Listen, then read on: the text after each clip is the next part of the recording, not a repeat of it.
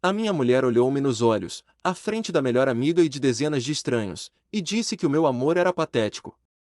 Ela achava que me estava a humilhar, a ensinar-me uma lição sobre ser menos intenso. O que a Inês não percebeu naquele momento foi que não estava a partir o meu coração. Ela estava, na verdade, a libertar-me de uma prisão que eu próprio tinha construído durante 7 anos.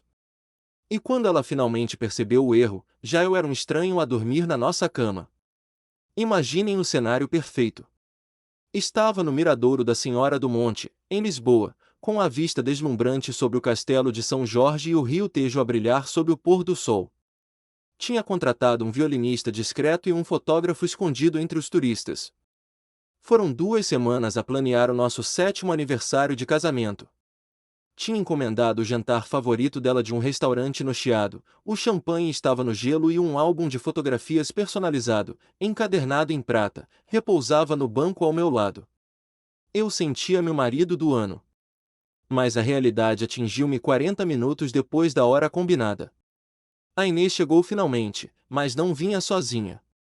Trazia Cláudia, a colega de trabalho que eu mal suportava, e vinha agarrada ao telemóvel, a teclar furiosamente.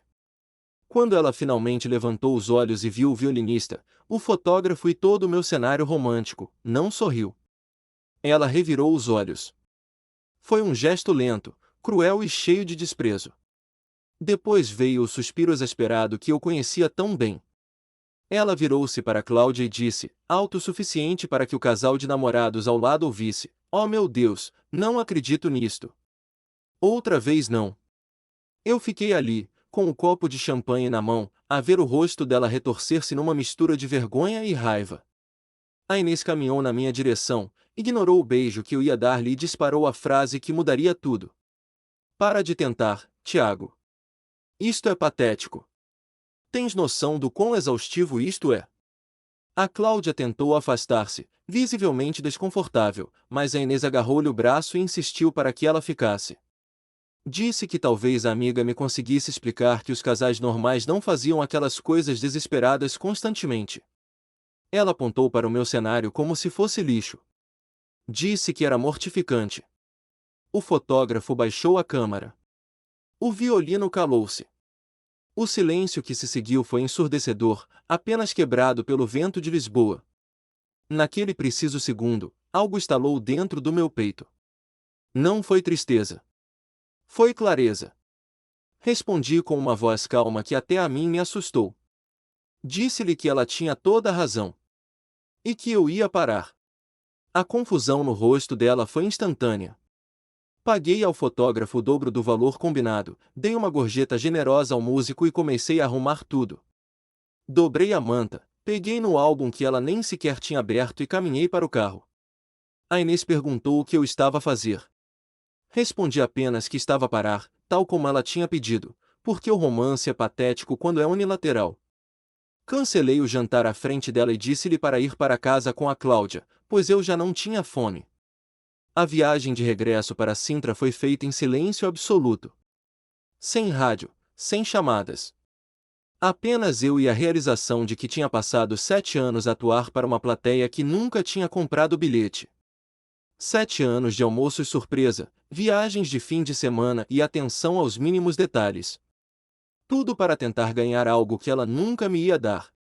Quando cheguei à casa, a transformação começou. Tirei as fotografias emolduradas das nossas viagens e guardei tudo no fundo do armário do corredor. Percorri a casa e recolhi todos os post-its que deixava escondidos para ela.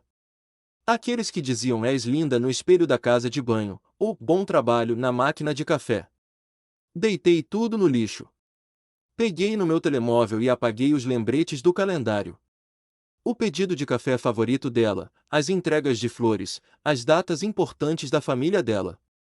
Cada gesto automático, cada tentativa patética, foi eliminada. A Inês chegou à casa 2 horas depois. Entrou a suspirar, atirou a mala para o balcão da cozinha e começou o discurso habitual sobre o estresse do trabalho e como a reunião tinha corrido mal. Esperou que eu me levantasse do sofá, que lhe fosse massajar os ombros, que pedisse desculpa por a ter envergonhado em público. Mas eu continuei a ler o meu livro, sem levantar os olhos. Quando ela perguntou se eu não ia dizer nada, respondi apenas que a mensagem tinha sido recebida. Disse-lhe que ela tinha identificado um problema no nosso casamento e que eu estava a resolver. Acabou o comportamento patético. Ela ficou a olhar para mim, à espera que eu quebrasse. À espera do Tiago, que pedia desculpa por respirar demasiado alto. Mas esse homem tinha ficado no miradouro. No dia seguinte, um sábado, a verdadeira mudança começou. Durante 7 anos, eu levei o café à cama a Inês. Todos os fins de semana, sem falha.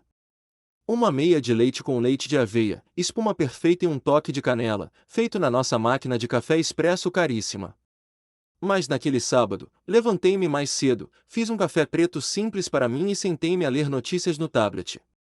Quando a Inês desceu às 9h30, com o cabelo despenteado, parou à porta da cozinha. Olhou para minha chávena solitária e voltou a olhar para mim. O silêncio era pesado. Sem desviar os olhos do ecrã, informei-a de que o café estava no jarro e o leite no frigorífico. Senti o olhar dela queimar-me a nuca. Ela estava à espera que eu saltasse da cadeira, que pedisse desculpa pelo esquecimento, que corresse para a máquina. Quando não fiz nada disso, ela bufou, abriu o armário com força excessiva e fez o seu próprio café. Sentou-se à minha frente e eu consegui ouvir o cérebro dela trabalhar, a tentar perceber se aquilo era um castigo temporário ou algo permanente. Ela perguntou se eu ia manter aquela atitude fria. Respondi que não estava a ser frio, estava apenas a deixar de ser patético, e que havia uma grande diferença. Na segunda-feira, as mudanças tornaram-se sistemáticas. Nada de mensagens de bom dia. Nada de perguntas sobre o almoço. Cheguei a casa às 6h15 e fui direto para o banho. Quando ela perguntou pelo jantar, disse-lhe que havia sobras no frigorífico. Na terça-feira, ela falou da grande apresentação que ia ter, desejou-me sorte. Disse apenas boa sorte. Ela chegou à casa animada, a querer partilhar que o chefe a tinha elogiado. Eu disse fixe e continuei a ver televisão. Ela explodiu. Perguntou o que se passava comigo. Por que é que eu não mostrava interesse? Lembrei-a calmamente de que ela tinha chamado ao meu interesse patético e que eu estava apenas a respeitar os desejos dela. Mas o verdadeiro golpe, o primeiro grande choque de realidade para ela, aconteceu na quinta-feira à noite. O telemóvel dela tocou em cima da mesa de jantar. Era uma mensagem do André, o tal colega de trabalho engraçado de quem ela falava demasiado. O ecrã iluminou-se e eu li a notificação: a apresentação correu bem, mas tu estavas ainda melhor. Temos de celebrar. Antigamente, eu teria ficado ciumento, teria perguntado o que aquilo significava, teria mostrado insegurança. A Inês correu para o telemóvel, viu a mensagem e olhou para mim, com os olhos arregalados, à espera da discussão, à espera da minha luta por ela. Olhei para ela, dei um gole na minha água e disse tranquilamente: parece que o André quer pagar o jantar. Aproveita, assim poupamos nas compras. Levantei-me e fui dormir para o quarto de hóspedes, deixando-a sozinha na cozinha, com o telemóvel na mão e um pânico real a começar a crescer nos olhos dela. Ela percebeu, pela primeira vez, que o oposto de amor não é ódio. É indiferença. E eu estava a tornar-me um mestre nisso. As semanas seguintes transformaram a nossa casa em Sintra num hotel de luxo onde 2 estranhos partilhavam o corredor. A dinâmica mudou tão drasticamente que o ar parecia ter ficado mais rarefeito. Eu comecei a fazer a minha própria vida, uma autonomia que a Inês sempre disse querer, mas que agora parecia aterrorizá-la. No sábado de manhã, em vez de ficar à espera que ela acordasse para planearmos o dia, peguei no carro e fui até Lisboa, ao mercado da Ribeira. Passei horas a passear, comprei girassóis frescos e voltei para casa.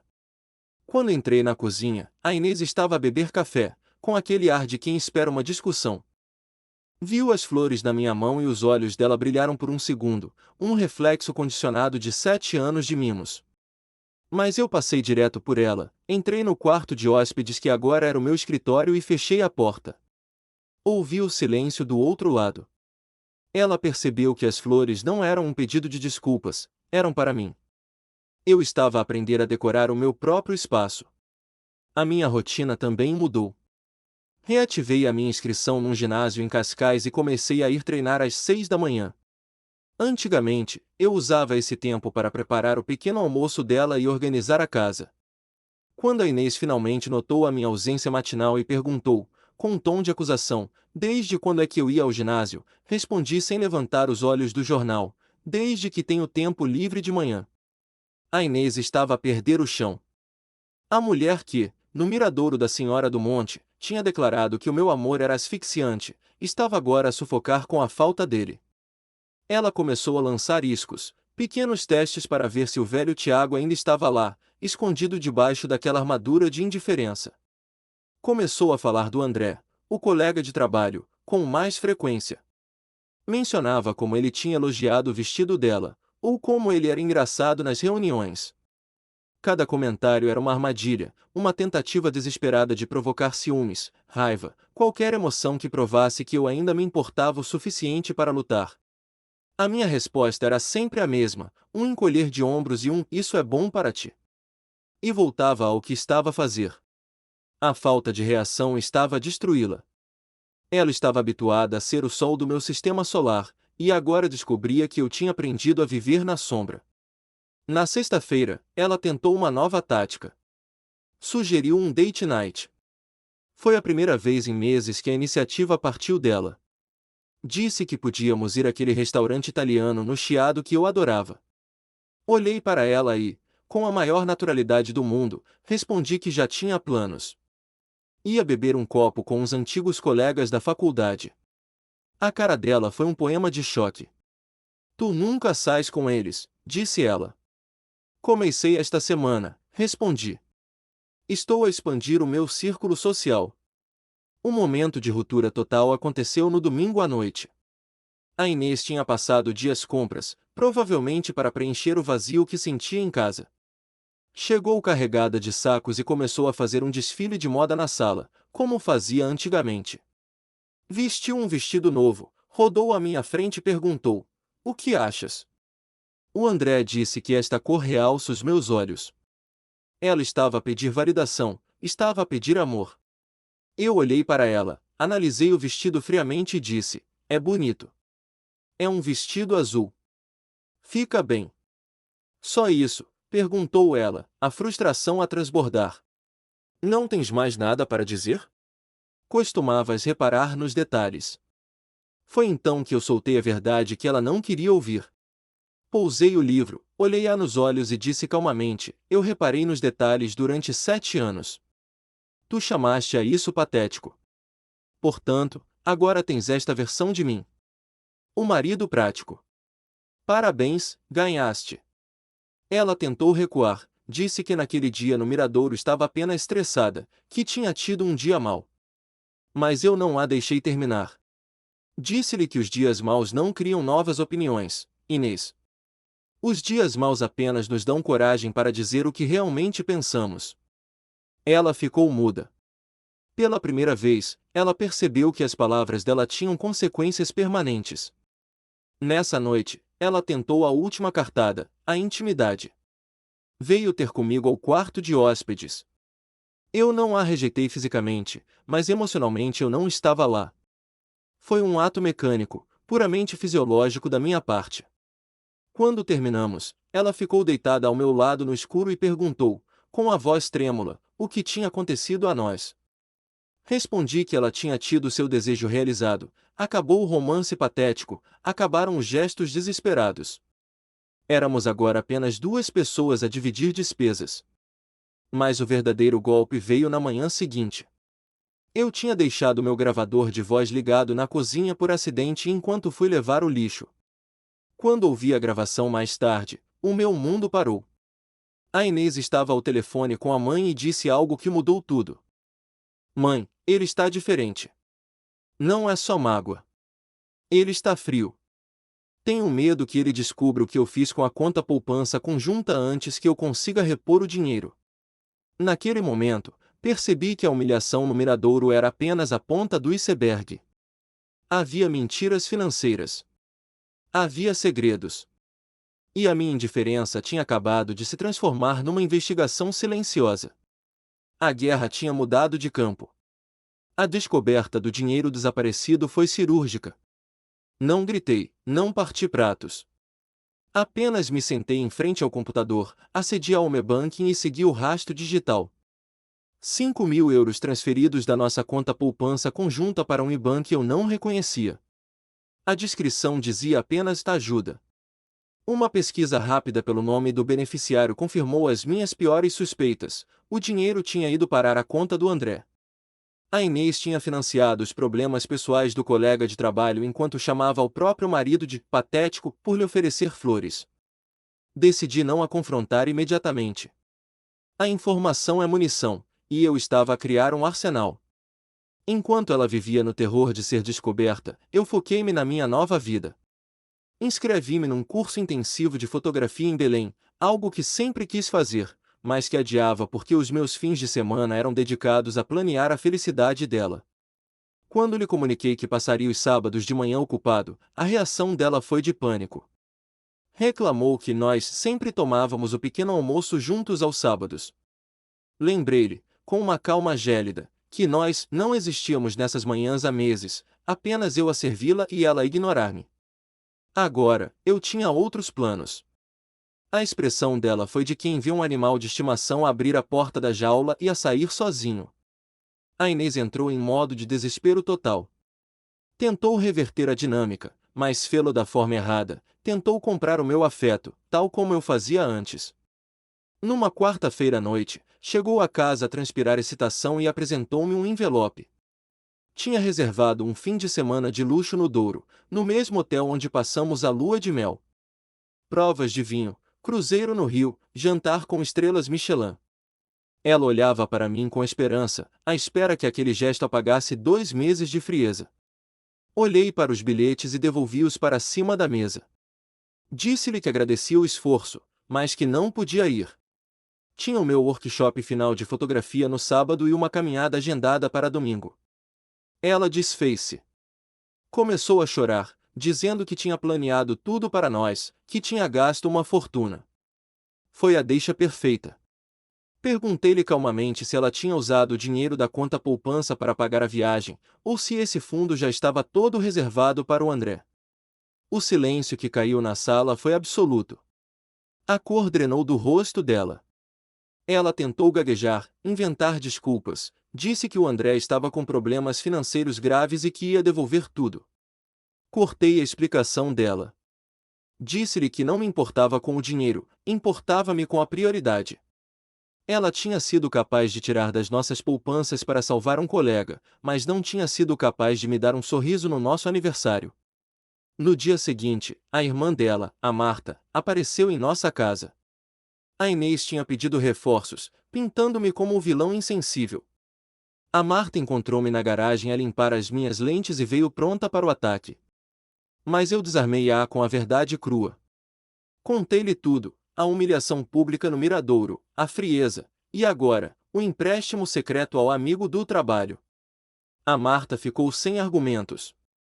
Pela primeira vez, ela viu a irmã não como a vítima, mas como a sabotadora do próprio casamento. Ouvi-as a discutir na cozinha mais tarde. A Marta gritou que a Inês estava a destruir a vida por capricho e ego. Senti-me validado. Alguém finalmente via a realidade. Mas o golpe final desta fase aconteceu perto do Natal. Eu tinha decidido fazer uma viagem sozinho para a Serra da Estrela entre o Natal e o Ano Novo, para fotografar as paisagens de inverno. Quando a Inês descobriu, entrou em colapso. Ela percebeu que eu estava a planear uma vida onde ela era opcional. Cheguei a casa mais cedo nesse dia e ouvi-a ao telefone com a Cláudia. A Inês chorava, dizia que estava a fazer tudo o que eu queria, mas que eu continuava distante. E então, ouvi a pergunta da Cláudia do outro lado da linha, autossuficiente no silêncio do corredor: Inês, tu queres que ele volte porque o amas, ou porque tens medo de ficar sozinha e sem o estilo de vida que ele te dá? Houve uma pausa. Um silêncio longo e pesado.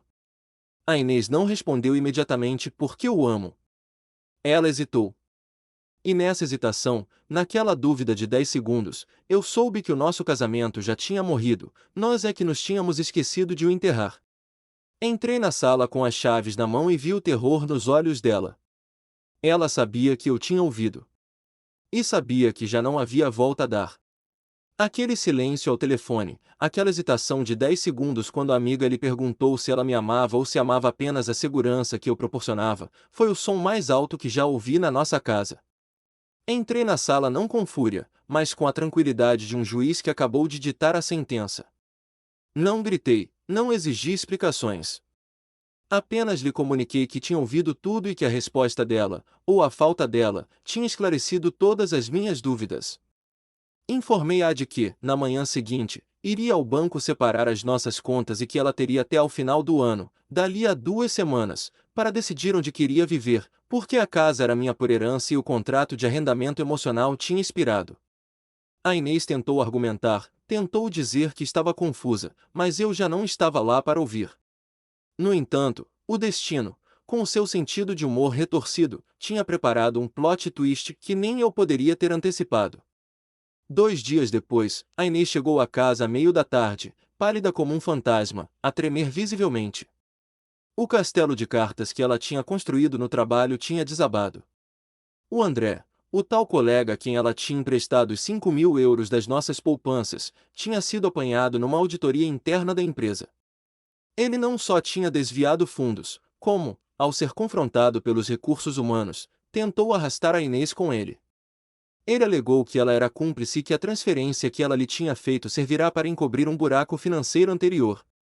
A Inês tinha sido suspensa preventivamente, o nome dela estava na lama e ela enfrentava um processo disciplinar que poderia destruir a carreira dela. Ela olhou para mim, sentada no sofá onde tantas vezes me ignorou, e pediu-me ajuda. Ela sabia que eu tinha um amigo advogado especialista em direito laboral. Implorou que eu ligasse, que usasse a minha influência, que a salvasse daquela injustiça. Num passado não muito distante, eu teria movido montanhas, teria ligado a meio mundo e teria assumido a guerra dela como se fosse minha. Mas eu olhei para a mulher que chamou ao meu amor patético e senti apenas um vazio imenso. Respondi-lhe calmamente que ela tinha investido as nossas poupanças no André, por isso, talvez devesse pedir ao André que a salvasse agora. Disse-lhe que as consequências eram como um bumerangue, demoram a voltar, mas quando voltam, acertam com força. Recusei-me a intervir. Disse-lhe que ela era uma mulher adulta, independente e moderna, perfeitamente capaz de limpar a confusão que tinha criado. Virei costas e fui para o meu escritório editar as minhas fotografias da Serra da Estrela. Ouvir o choro dela na sala não me deu prazer, mas deu-me paz. A justiça poética estava a ser servida fria. A semana do Natal foi surreal. A Inês estava em casa, suspensa, sem falar com ninguém, isolada da família porque a própria irmã lhe tinha virado as costas. Ela bateu no fundo. E foi nesse fundo do poço que a verdadeira mudança começou a acontecer, não por manipulação, mas por necessidade de sobrevivência espiritual. Na noite de consoada, eu não esperava nada. Tinha planeado jantar algo simples e ir dormir cedo, ignorando a data. Mas a Inês surpreendeu-me. Não havia grandes decorações, não havia violinistas nem jantares caros. Ela tinha cozinhado o meu prato favorito, bacalhau com natas, sozinha, sem ajudas. Estava vestida de forma simples, sem a maquilhagem pesada que usava para impressionar os outros. Sentamo-nos à mesa num silêncio que, pela primeira vez em meses, não era hostil, era pesado, sim, mas carregado de uma honestidade brutal. Ela entregou-me um presente. Não era um relógio, nem roupa, nem nada que servisse para me exibir socialmente. Era um álbum. Abriu e senti um nó na garganta. Ela tinha ido ao meu perfil de Instagram, onde eu colocava as minhas fotos de paisagem que ela nunca tinha comentado, e tinha imprimido as melhores imagens em alta qualidade profissional. Na primeira página, tinha escrito à mão uma dedicatória que me desarmou: "Estou a aprender a ver o mundo através dos teus olhos, porque os meus só olhavam para o espelho." Ela confessou, ali, sem defesas, que tinha vendido todas as suas malas de marca e algumas joias naquela semana. Tinha conseguido recuperar o valor total que tirou da conta conjunta, mais juros, e depositou o cheque na mesa. Disse-me que o André tinha confessado a verdade sob pressão policial e que ela seria ilibada no trabalho, mas que isso já não importava. O que importava era que ela tinha percebido que, ao tentar ser interessante e desligada para o mundo, tinha se tornado uma pessoa vazia para o marido. Ela admitiu que a frieza que eu lhe tinha imposto nos últimos meses foi a única coisa que conseguiu partir a casca do narcisismo dela.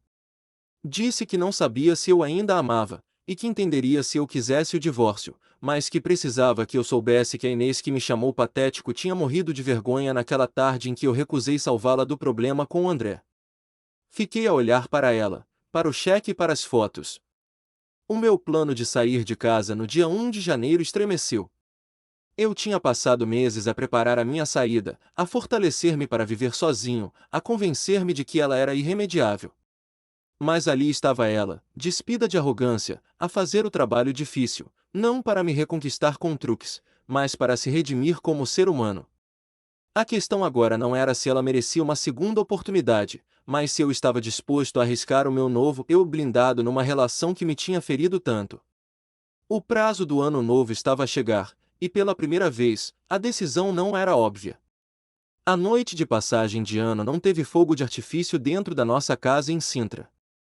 Enquanto o mundo lá fora contava decrescente para meia-noite, nós estávamos sentados na sala, com o peso de 7 anos falhados e 2 meses de guerra fria entre nós. O prazo que eu lhe tinha dado tinha expirado. A Inês olhou para mim, não com o medo de quem vai perder um financiador, mas com a tristeza de quem percebeu tarde demais o valor do que tinha. Ela disse-me que tinha feito as malas e que iria para a casa da mãe na manhã seguinte, porque sabia que não merecia ficar. Ela não pediu para ficar. Pela primeira vez, ela não tentou manipular a situação. E foi essa aceitação da derrota, essa ausência de luta desesperada e teatral, que me fez tomar uma decisão diferente. Eu disse-lhe que ela não precisava de ir embora, mas que o casamento que tínhamos até ali tinha acabado de morrer. Se ela quisesse ficar, seria sob um novo contrato, um acordo sem letras miudinhas. Não haveria regresso ao passado, nem garantias de futuro. Propus um período experimental de 6 meses, com condições inegociáveis, terapia de casal, quartos separados e uma transparência financeira absoluta. O mais importante, porém, era que eu não voltaria a ser o homem que vivia para aplaudir. Eu tinha descoberto uma vida própria, a fotografia, as caminhadas, a minha independência, e não ia abdicar de 1 milímetro desse novo território. Ela aceitou, não com alívio, mas com a gravidade de quem assina um compromisso de vida ou morte. Os meses seguintes foram os mais estranhos e, paradoxalmente, os mais honestos da nossa vida. Mudei-me para o quarto de hóspedes. A nossa dinâmica passou a ser a de 2 colegas de casa que se respeitam, mas que mantêm uma distância segura. A Inês cumpriu a promessa. Levantava-se cedo, ia trabalhar, tinha conseguido um novo emprego, inferior ao anterior, mas onde ninguém conhecia o escândalo, e chegava a casa cansada, mas sem as queixas constantes de antigamente. Ela começou a ir à terapia individual. Eu sabia, através das mudanças subtis no comportamento dela, que ela estava a desmontar a personalidade narcisista que o pai lhe tinha incutido e que eu tinha alimentado durante anos. Ela parou de esperar que eu adivinhasse as necessidades dela. Se queria algo, pedia. Se estava chateada, explicava por quê, sem jogos mentais. O verdadeiro teste, o momento que definiu se iríamos ou não sobreviver, aconteceu em março. Encontramos a Cláudia, a amiga tóxica que tinha estado presente no dia da minha humilhação no Miradouro, num centro comercial em Cascais. A Cláudia, fiel à sua natureza venenosa, tentou recriar a dinâmica antiga. Cumprimentou a Inês e lançou um comentário sarcástico na minha direção, algo sobre como o marido devoto finalmente tinha deixado a trela solta. Antigamente, a Inês teria rido, envergonhada, ou teria ficado calada para não criar conflito. O meu estômago contraiu-se, pronto para a defesa. Mas não foi preciso. A Inês, com uma calma que eu desconhecia nela, olhou a amiga nos olhos e cortou-lhe a palavra. Disse-lhe que aquela versão da história já não existia e que, se a Cláudia quisesse continuar a fazer parte da vida dela, teria de aprender a respeitar o homem que lhe tinha dado uma segunda oportunidade quando ninguém mais o faria. A Inês pegou na minha mão, um gesto raro e tímido naqueles dias, e virou costas à amiga, deixando-a falar sozinha. Naquele momento, no meio de um corredor de centro comercial, senti que algo fundamental tinha mudado. Ela não me defendeu para me agradar, defendeu-me porque finalmente me respeitava. Paralelamente, a minha fotografia deixou de ser apenas um refúgio e tornou-se uma segunda carreira. Comecei a vender impressões online e fui convidado para expor numa pequena galeria em Lisboa. Na noite da inauguração, a Inês foi. Não tentou ser o centro das atenções, não se vestiu para ofuscar as minhas obras. Ficou num canto, a observar as pessoas a elogiarem o meu trabalho. Quando os nossos olhares se cruzaram, vi orgulho genuíno nos olhos dela. Não o orgulho de posse, ele é meu marido, mas o orgulho de admiração, ele é talentoso. Chegamos a junho, o fim do período experimental. A Inês perguntou-me se podíamos ir a um sítio. Ela conduziu. Levou-nos de volta ao miradouro da Senhora do Monte, ao exato banco onde, meses antes, ela tinha destruído nosso passado. O sol estava a pôr-se, tal como naquele dia fatídico. Mas desta vez, não havia violinistas, nem fotógrafos, nem champanhe. Havia apenas nós os dois e a verdade nua e crua. Sentamo-nos. Ela começou por dizer que aquele lugar a assombrava, mas que precisava de o enfrentar. Agradeceu-me por não ter desistido, mas, mais importante, agradeceu-me por ter parado de tentar. Disse que, ao retirar o meu esforço excessivo, eu a obriguei a crescer e a preencher os espaços vazios com a sua própria essência. Ela admitiu que tinha passado a vida a querer ser adorada, sem nunca ter aprendido a amar. E confessou que, nestes 6 meses de quartos separados e conversas difíceis, tinha se apaixonado, pela primeira vez, não pela imagem do marido perfeito, mas pelo homem real, com limites e amor próprio, que eu me tinha tornado. Eu olhei para a cidade de Lisboa estender-se à nossa frente e senti uma paz que nunca tinha sentido nos 7 anos anteriores. Respondi-lhe que o Tiago, que precisava desesperadamente da validação dela, tinha morrido naquele banco. E que ainda bem.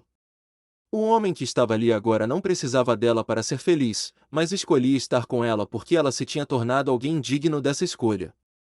Decidimos continuar. Não como o casal de conto de fadas que eu tentava encenar, nem como o desastre tóxico em que nos tínhamos tornado. Decidimos ser reais. Voltamos a partilhar o quarto nessa noite, não para recuperar o tempo perdido, mas para começar um tempo novo. A lição que ficou, gravada a fogo na nossa história, é simples mas brutal: o amor sem respeito é apenas dependência, e o romance sem reciprocidade é, de facto, patético. Às vezes, é preciso queimar tudo até as cinzas para que algo verdadeiro possa nascer. A minha vingança não foi destruí-la, foi deixar de a carregar às costas. E ao fazer isso, ela aprendeu a andar. Hoje, quando ela me traz café à cama, e falo tantas vezes quanto eu. Não é uma obrigação nem uma troca. É apenas café. E sabe melhor do que qualquer grande gesto romântico alguma vez soube.